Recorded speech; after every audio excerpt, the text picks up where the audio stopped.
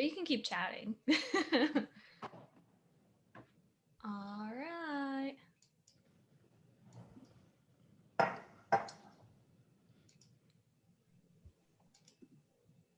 Cool. Okay, it's okay. Okay, so it is 9 o'clock Eastern, so we are going to go ahead and get started. I am your stream host for today, Stream 1. I am Dr. Breanna Boppre. You can call me Bree.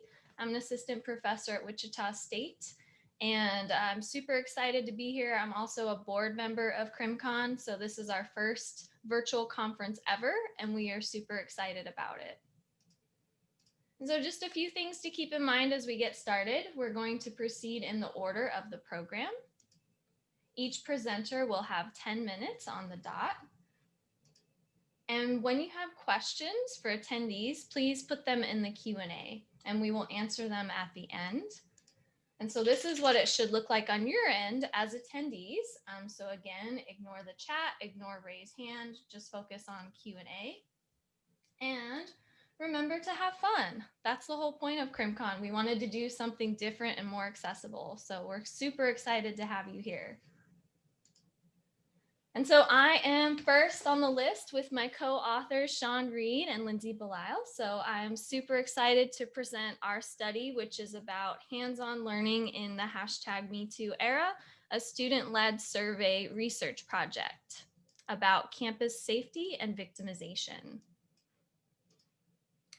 And so this project really takes on service learning. So for anyone who's not familiar, service learning is a form of experiential learning, which means that we're giving students a hands-on interactive experience that is often linked to the field.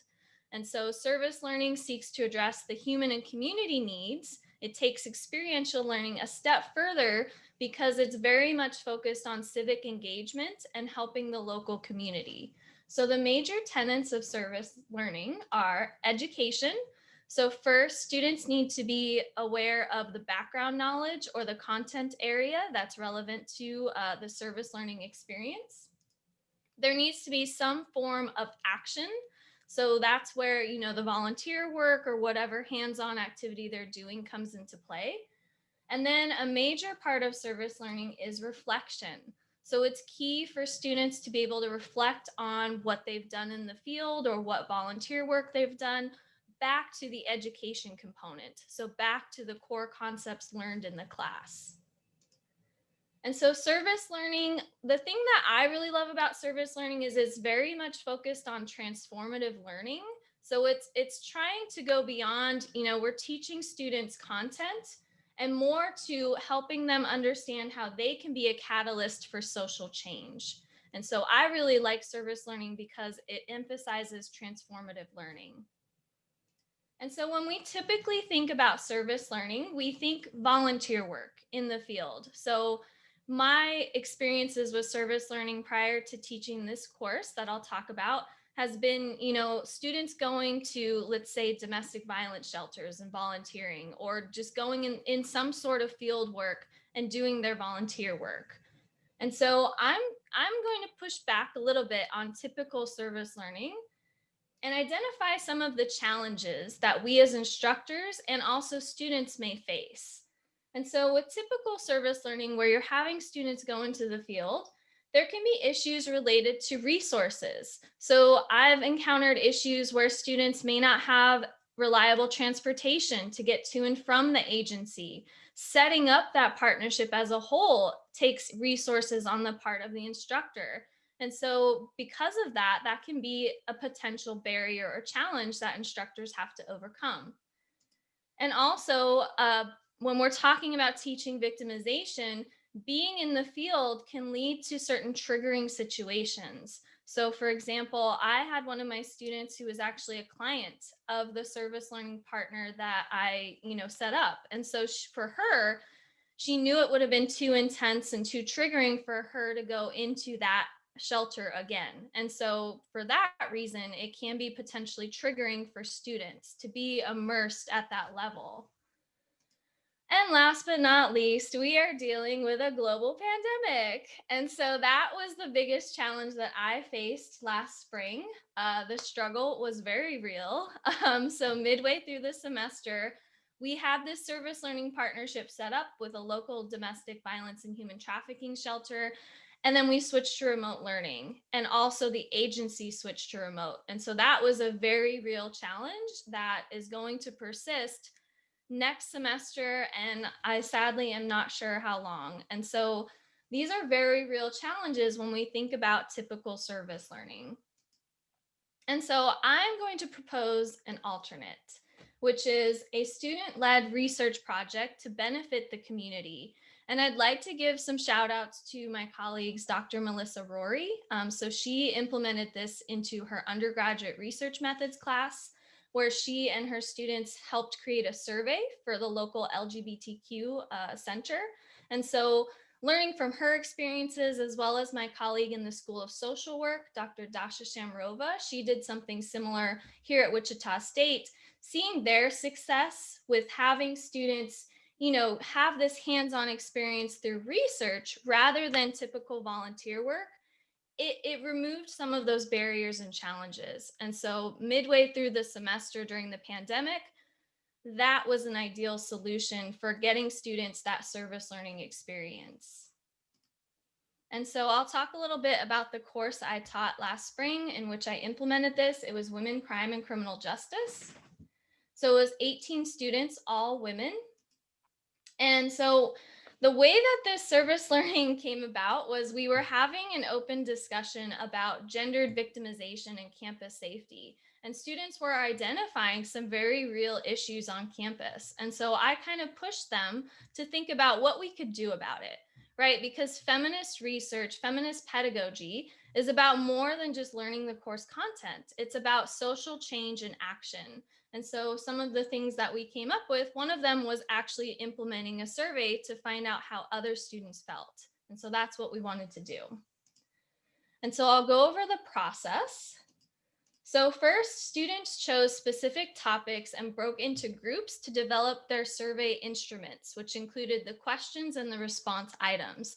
And so this was key because students got to choose what portions they were really interested in. And so the survey was sent out and 90 criminal justice students responded. And this was a short turnaround. So it was only open for 2 weeks because of the length of the class. Students created data visuals from the aggregated results. So I put them in a format in Excel so they could work with the data and then create their own pie charts and graphs and things from the data. And then students also completed a reflection paper at the end in which they reflected on this learning experience and how it tied back to the course content.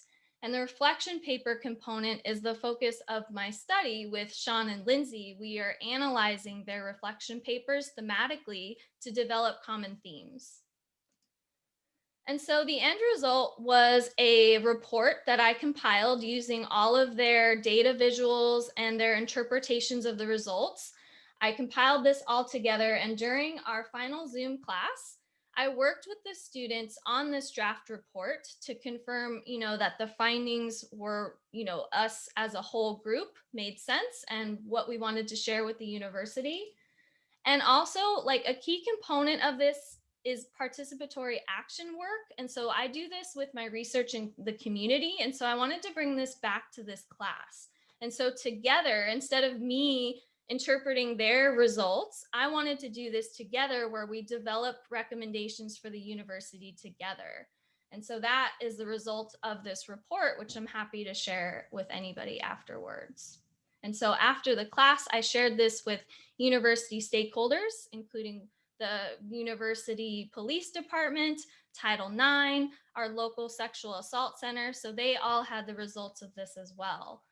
And the focus of this isn't on the campus survey itself, but I will say one of the most shocking takeaways was the lack of knowledge of student resources on campus.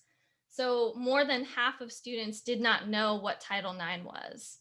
And that was really shocking. And so that's why we wanted to share the results with stakeholders, and students developed recommendations to get the word out about these resources. And so I'm not going to go in depth in the results just for the sake of time, but I just wanted to give you an overview of the themes that emerged from the data. And so first was about the survey creation and analysis process. Students really loved creating the survey items. This was before the pandemic hit that we met as a group in person. And so students met in individual groups of like 3 to 4 people and created survey items together. And then we as a class went through the survey, we revised it a few times to make sure, everything looked good. But this was their favorite part. The analysis portion, trying to convert that to online, I will say was a challenge, but I do have some tips at the end to help make that process better. And so also linking to their own experiences and their course content was a big part of this as well. So they got to identify, women often feel less safe on campus. And this helped them validate their feelings that they did not feel alone in that. They got to see that other students also felt this way. They also learned valuable skills related to data visualization that they indicated they could use in their future careers, which is awesome. And then the potential impact for the service learning project was a big part of this too. They mentioned what hopes they had for the results of the survey project to make changes on campus. And so I just wanted to highlight a few quotes. One student said, "This assignment makes me feel validated. It helped me feel like I was not alone. We are all girls thinking about the safety of other girls.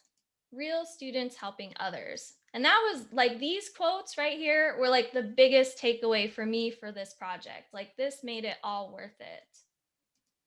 And so I'll very briefly go over some tips because I'm running low on time.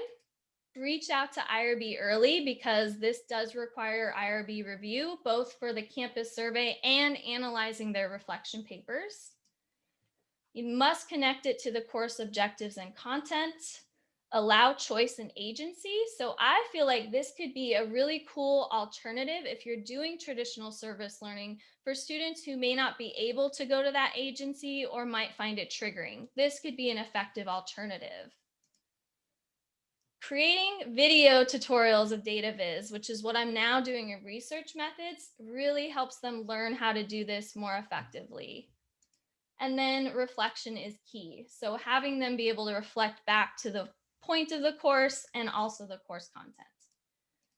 And so ultimately, I would argue this is an accessible alternative to traditional service learning, and the project really helps students feel empowered and driven towards social change. And so this all will be published soon in the Journal of Criminal Justice Education in their special issue, teaching about victimization in the Me Too era. Thank you. I am going to stop sharing my screen and then I'm going to put it over to our next presenter.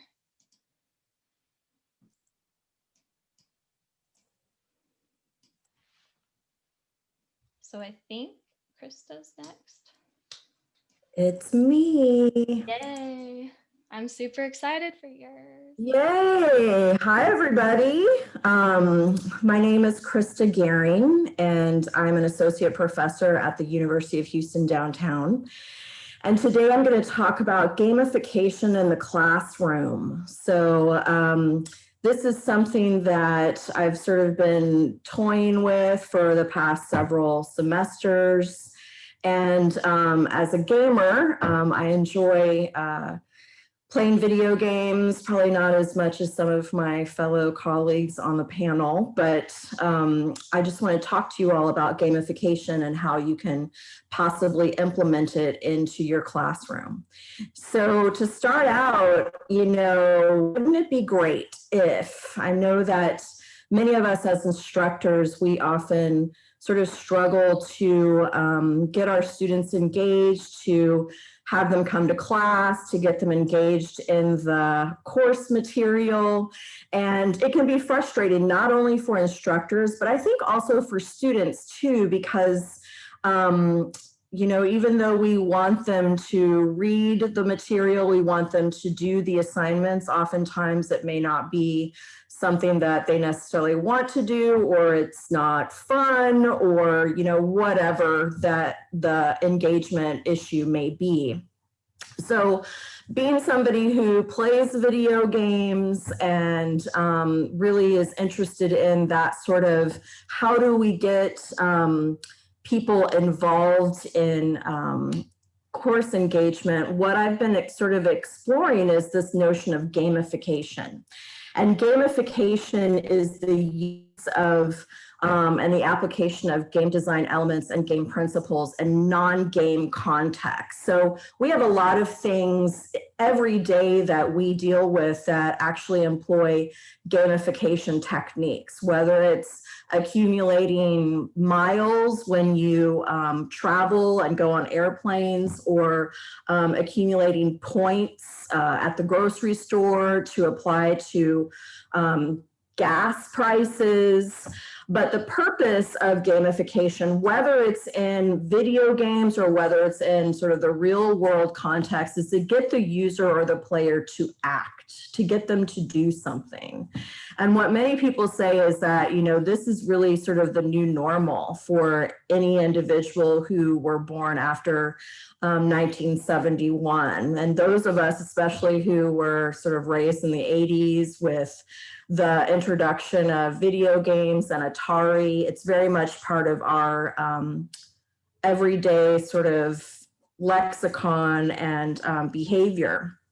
So with gamification in the classroom, there are several different sort of aspects to take into consideration. And the way that we sort of designate gamification is there are big picture aspects to think of, whether it's progression, how the player can see how he or she is doing in the game, whether there's a narrative or a story. I know that I like a lot of games that have very rich stories that happen.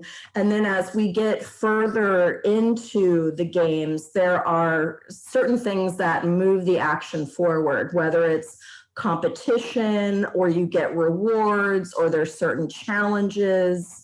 So those are the things that are also sort of the mechanics of gamification. But if you're actually going to implement it, there's a lot of different things that you can do, whether it's having avatars or badges, or leveling up, or getting experience points or leaderboards. So down here, this is the area, these specific examples that I sort of want to talk about, maybe give you all some ideas as to how you could possibly incorporate these things into your classes. Because I actually did it in one of my classes. I taught a special topics class called Popular Culture, Crime and Justice. So it was sort of a perfect class to sort of pilot this in. And I incorporated several aspects of gamification into my class.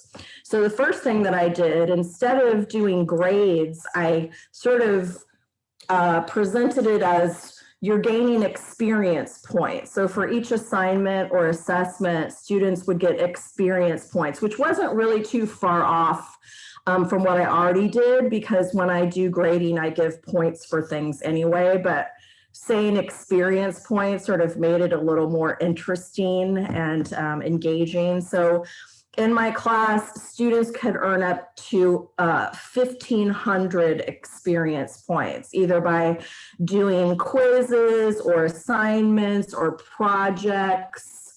So it really sort of took that stress of getting a grade for each thing. And if they didn't get as many experience points for a particular assignment, they knew that there was another assignment that they could do to get more experience points.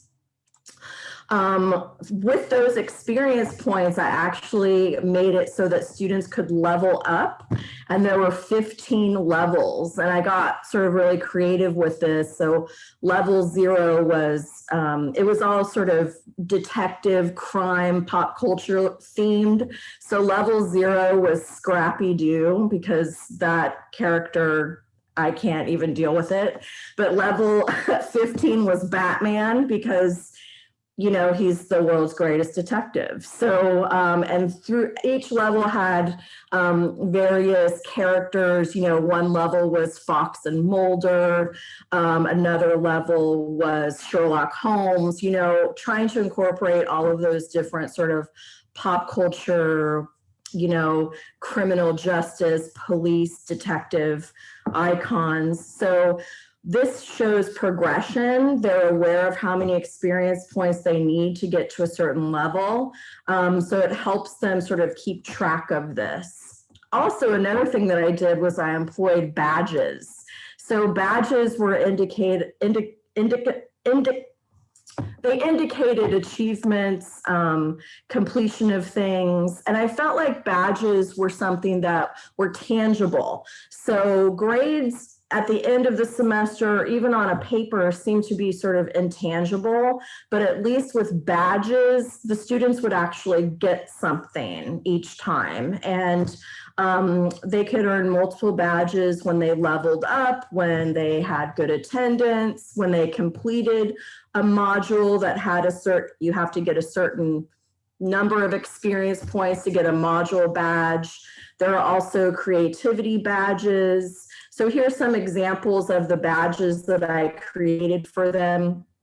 And I also created, you know, pages that they could actually stick the badges on so that they could see how many they had, what the progression was. Some of these, you know, if they aced a quiz or if they did better on the current quiz as opposed to the previous quiz. This had to do with creativity, if they wrote things really well. There were other things that, you know, this is a student who, these are level badges that she had accumulated. And these are attendance badges, so you can see sort of in action. And what I did is you can have, you can order full page like labels. And what I would do is I would take word art and print them on these labels and then cut them out and give them out in the classroom. I also gave them the option to choose things that they wanted to do, because research shows that when students have the option to choose, they feel sort of autonomous and they have confidence and sort of control of what they're learning. So in that class, they could choose the assignments they wanted to do. And if they didn't like a particular topic, they didn't have to do those assignments. They could just double up on the assignments that they enjoyed in that particular topic. So for this particular class, attendance was 90%. A lot of students were coming to class, which was great. And the experience points, they accumulated a lot of experience points, over 27,000 points total.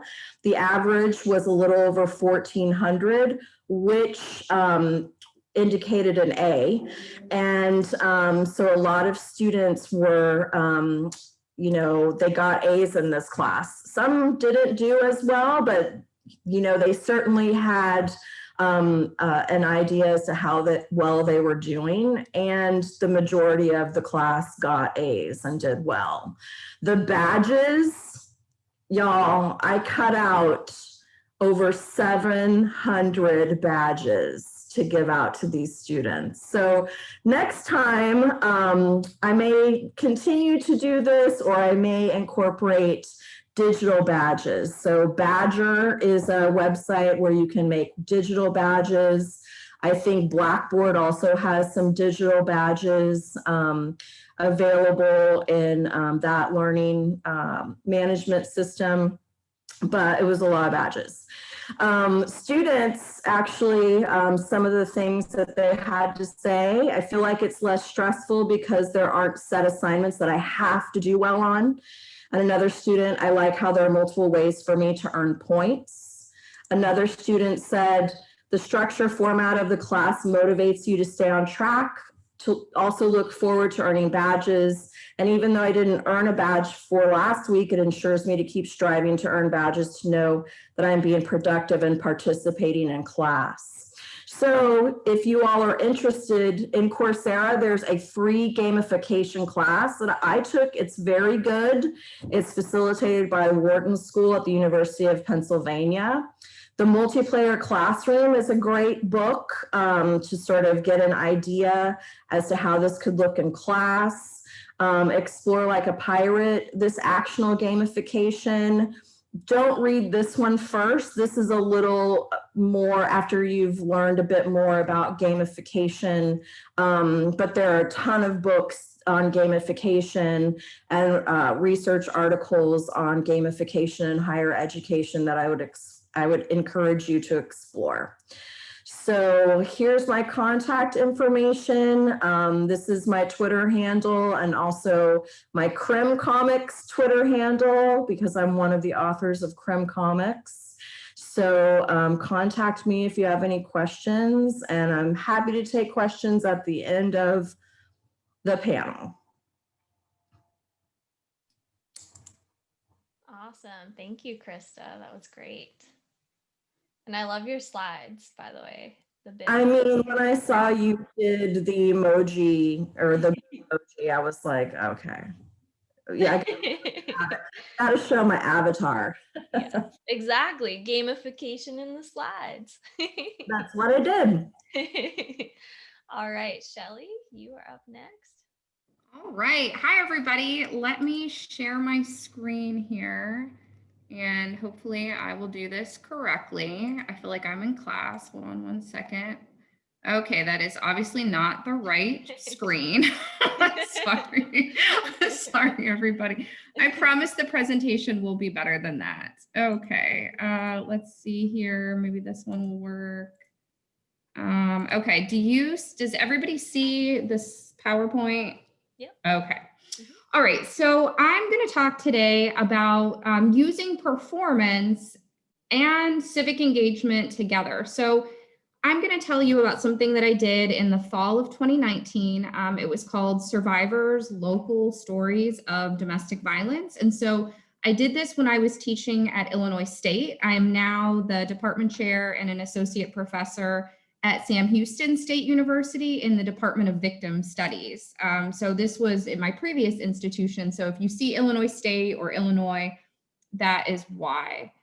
So this was a performance that we did, and the class, which I'll show some pictures and talk a little bit more about, we did this as a fundraiser in addition to a civic engagement project. So I'll give you some information about it, but we raised $1,008 in ticket sales. And also we had art that was made by survivors and students, which is something that's a total separate presentation, but we did sell that art at the performance. So a little bit about this project, some pictures here you can see.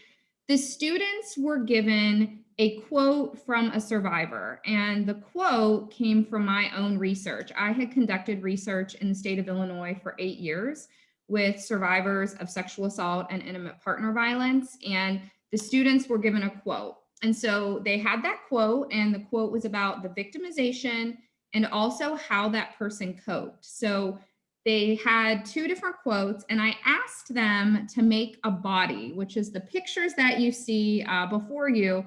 In class, we made these cardboard cutouts of the body, and the body represented the survivor. And so some of them were children. You can see there's a picture of my daughter. I made a body or cut out her body. And then there was also a quote about someone being victimized as an infant. So we cut out her baby doll. And the students created these bodies, one side reflecting the victimization, the other side reflecting the healing or the coping. And so how we did this was I booked a local theater. It was the Normal Theater in Normal, Illinois. And I served as sort of the MC or the host. And you'll see in the next picture, sorry, I don't know why it's not moving ahead. Hold on one second, folks. Let's see what I don't know why it is not moving.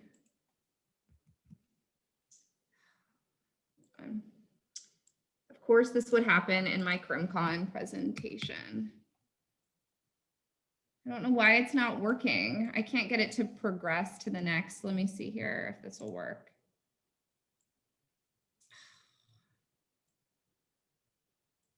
I don't know why it's not working, everybody. I'm really sorry. It's like, it's taking a minute to think. While it's taking a minute to think, I will tell you that the students held the bodies, and the community members, I had community members, they read the quotes. So this was a really big undertaking from my perspective, in the sense that I had to coordinate the students. Oops, here we go. Let's see here. Okay. Let's go back to, sorry, everybody. This is the picture that's going to come up is the cast photo. So there were about 50 people who were involved. So you can see there, it's students and also the community members. And this is what the event looked like. So community members read the quote, and the students stood beside the community member with their body. And so when they talked about the victimization side, they showed the victimization side of the body. Whenever they talked about the healing side, they talked about or showed the healing side of the survivor. And so these are some of the pictures of the students at the event and some of their bodies that they did, which turned out really well.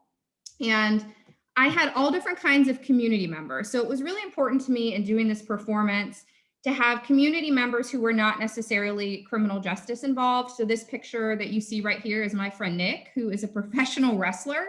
And so it was really important for me to have people from all different walks of life to talk and speak out against victimization. And so you can see some more photos here. Everybody was on stage. It was a large group, pre-COVID era. And it was a really powerful event, I think, for the students and for the community members. So I'm also publishing in the same journal that Bree mentioned, the Journal of Criminal Justice Education, the special edition on the Me Too era. And so I did assess this project, and I have a couple preliminary results here. So there were 49 people who partook in the Survivors Performance and Civic Engagement Project, and that included students and the community members. And so I gave them all a survey, and it also had some open-ended questions. Some of the folks did choose to do an interview. And so I had really positive results, which I guess might be a limitation for my journal article, but 47 out of the 49 said that they strongly agreed, and 2 agreed that this project impacted their understanding of victimization and empathy for victims. So the quote that they were given, the students, to create the body was from a real person. Some of those survivors did attend the performance. So what was really impactful for the community members who were reading that quote and the students who had created that body was they did get to meet that survivor. So, that I think was something that was another component of this. For some of the people who the survivors did attend, they did get to meet them.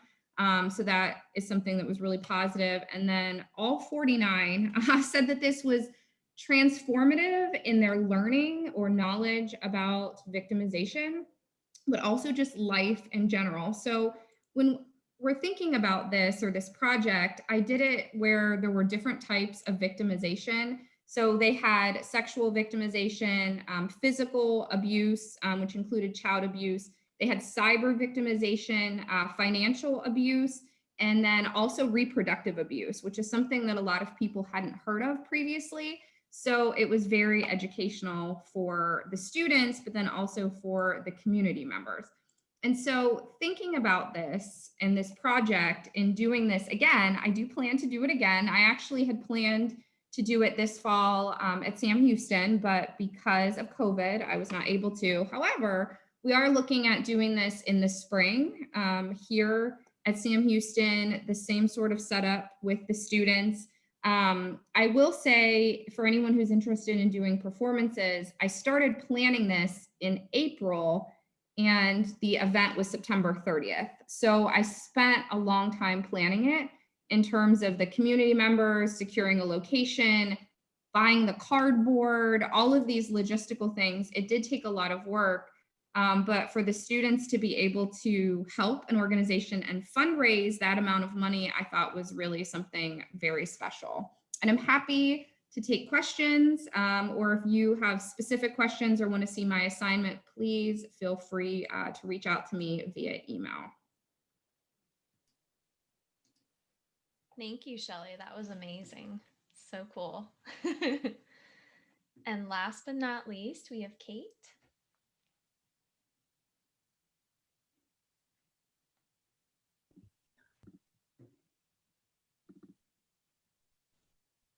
Ooh, I love it.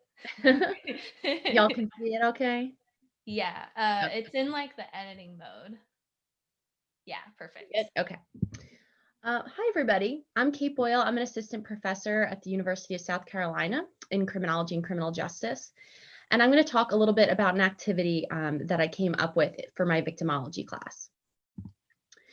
So I'll talk a little bit about what motivated me to create this activity, the materials that are needed, the debrief process, as well as just a few brief reflections. I didn't do any systematic analysis of the activity.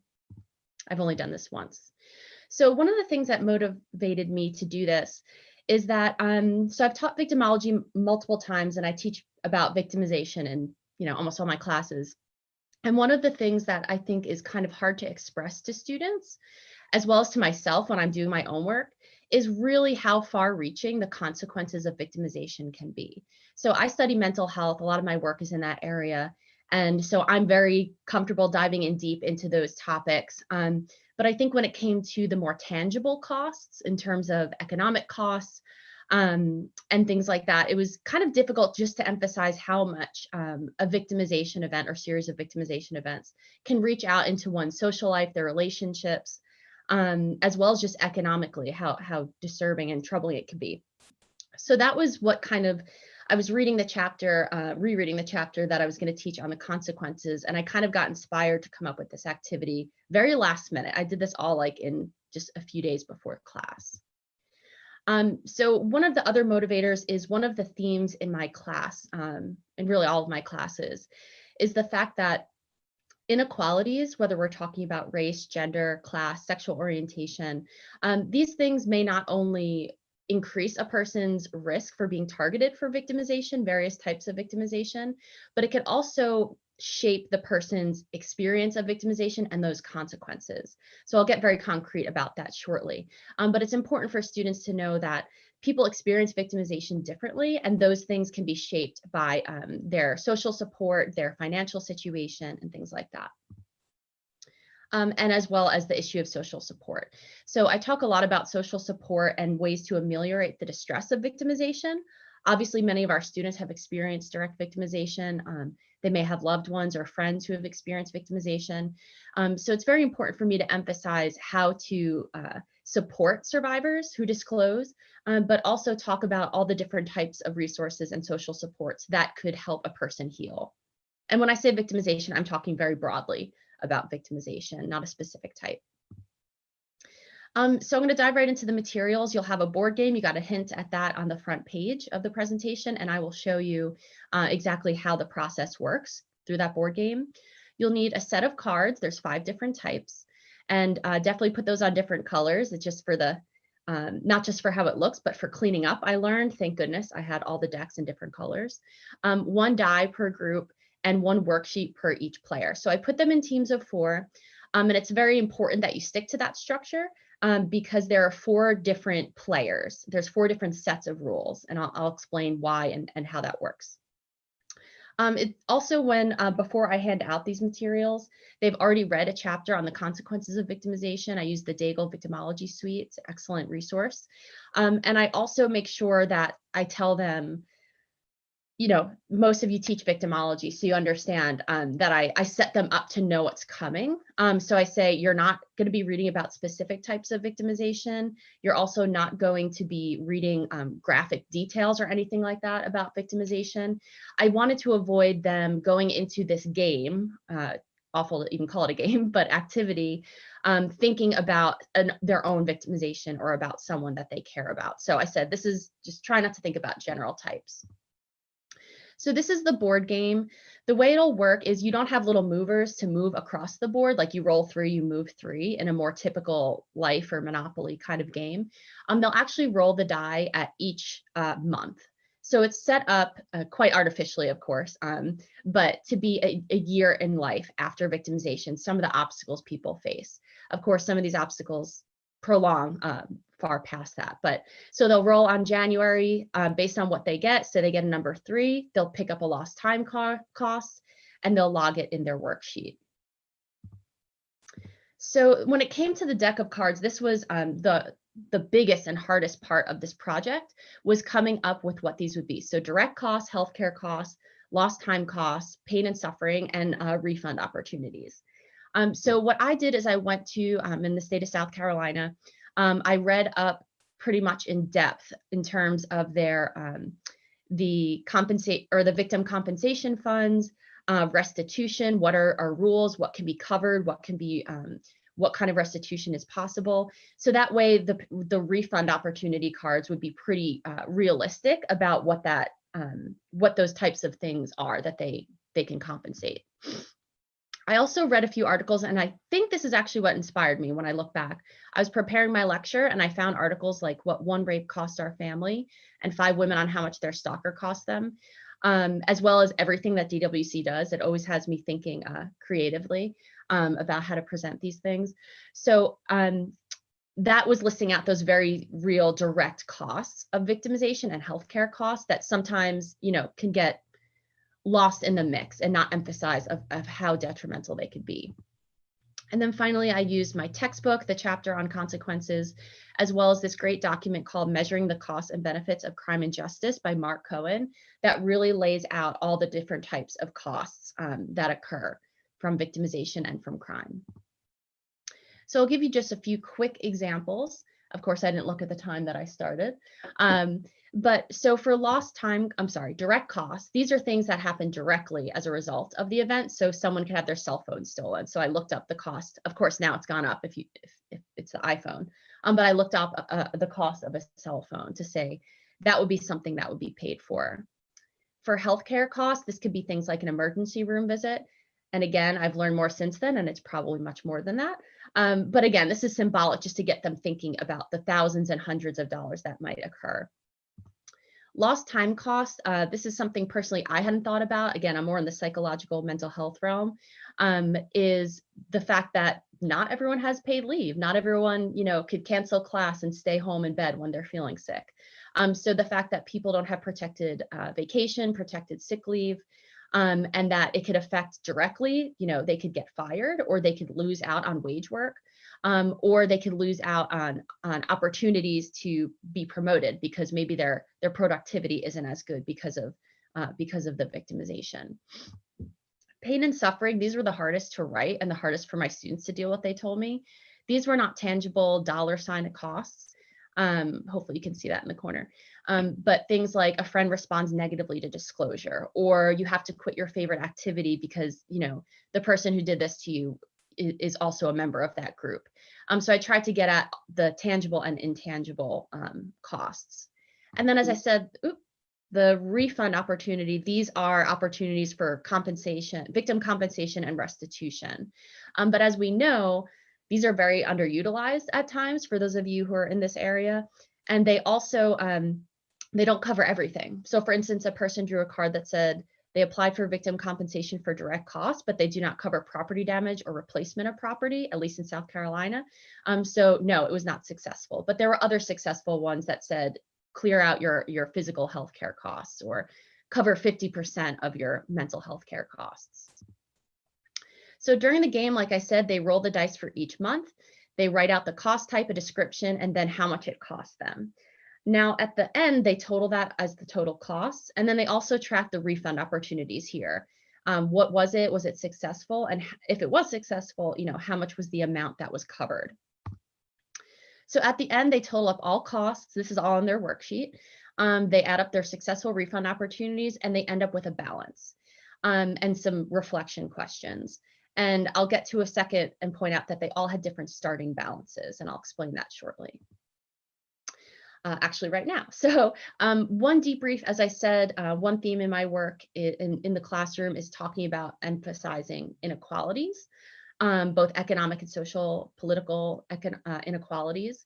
And part of what inspired this game is I know several sociologists who do a game of life or a game of Monopoly, things like that, riffs on those games to show like where you start out has an effect on where you end up and the types of experiences you have. So that kind of inspired me to think, well, people, no matter their race, gender, class, experience types of victimization, some groups more than other for different types. But how we experience them also matters based on social and economic inequalities. So that was one piece of this that I'll show you. And secondly, I was inspired Sarah Ullman's work on social support and disclosures from sexual assault. And I don't have the time to get in this in depth, but emphasizing that there are, very tangible supports that we can have, like financial or material goods, but also emotional supports and informational supports. Being able to give someone guidance and suggestions and useful information help us heal and deal with the consequences of a negative life event like victimization. So when I take inequality and social support and put that into the game, as I said, each player gets different rules. Now I won't go through every single one of them, but these different rules were set up, and they know that it's written on their worksheet of how they have to play the game to emphasize that they will have different experiences. So for instance, player one starts off with a $50,000 balance. I looked up all these different types of balances in the United States. That's the average savings account total of someone who makes $160,000 a year. And I also made up different types of support. So informational support, their parents are in the legal system, their family and friends support them emotionally, and they have quality health care as well as the knowledge to navigate it. So they ended up with a balance of $45,500. So obviously they had to spend money as a cost, as a direct cost of this, but they still have a savings account balance. And now I'll compare that to, I have the average savings account balance of a Black or Hispanic American is $1,250. And I said that this person did not know, they didn't have knowledge of the criminal justice system. Maybe they even distrust it because of negative experiences they've had based on their race or ethnicity. So they didn't even know about these refund opportunities. They didn't have a victim advocate. They weren't engaged or even at all maybe engaged in the legal system. So they end up, $7,000 in the red. Now I won't go through the rest of them, but the player three was brought about by, this is a person who has a little bit of money, but they have to take 2 pain and suffering cards every time they pick it up. And this represents someone who's been ostracized because of their victimization, or maybe even before the victimization occurred. Ostracized by family and friends. And then the last person was someone, the average balance of a single parent under the age of 34. So this is someone who I said, who may have been victimized by a partner and now they're a single parent and they don't have job stability or health care. So it made the cost that much detrimental. So quickly, the reflections. Students were frustrated. It was kind of interesting to I didn't want to eavesdrop too much, but I was listening to their reactions. They were frustrated when they were denied compensation or restitution. Either they couldn't get one, player 2 couldn't even get a card if they rolled on it. But other people saying like, oh, cool, I got this. Oh, wait, it didn't work out. There was a lot of guilt and anger. So people felt guilty when they realized things were easier for them. Player 1 didn't have to play by any special rules. So they reported feeling guilty. And other people felt angry when they were being treated differently or seeing others treated differently. So those are just some brief reflections. Just so you know, I provide them after we talk a lot about the factors that alleviate consequences. Obviously, in victimology, we talk constantly about the serious and difficult nature of these topics, so that if you did this in a non-victimology class, you definitely have to make sure that you really debrief and set them up in that way. I provide local and national resources, and also we talk a lot about how to recognize and respond to distress. So Jennifer Frade has a great activity from an experiment on how to receive disclosures of negative life events. as well as there's this thing called Cognito, where they can do an interactive training where they learn how to recognize distress in other people and how to talk about it. So it's important to me that they get the tools and they don't just leave feeling frustrated. Some concerns, it was difficult with the physical space. It was pretty complicated, but they seem to do fine. And my concerns that it's either too realistic or not realistic enough. And that's it. I want to thank the Division on Women in Crime, who constantly, like Bree and Shelly, who constantly inspire me to be a more interactive teacher, and CrimCon, and of course y'all for listening. Thank you. Kate, that was amazing.